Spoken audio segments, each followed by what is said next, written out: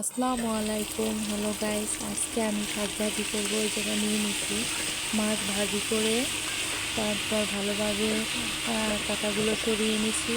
তারপর পেঁয়াজ, রসুন, কাঁচামরিচ, হালকা একটু হলুদ দিয়ে দিছি। দিয়ে দেওয়ার পর আমি শাক নিয়েছি। এই জায়গায় দুই রকমের শাক, লাল মিষ্টি কুমড়া শাক আর হলো যে কলমি শাক নিয়ে নিছি। অনেক দিন হয়েছে শাক ভাজি খাই না, তো মনে করলাম যে আজকে দুই রকমের শাক ভাজি করব। ভিন্ন রকমের একটা আইটেম। দুই রকমের শাক ভাজি অনেক মজাও লাগে।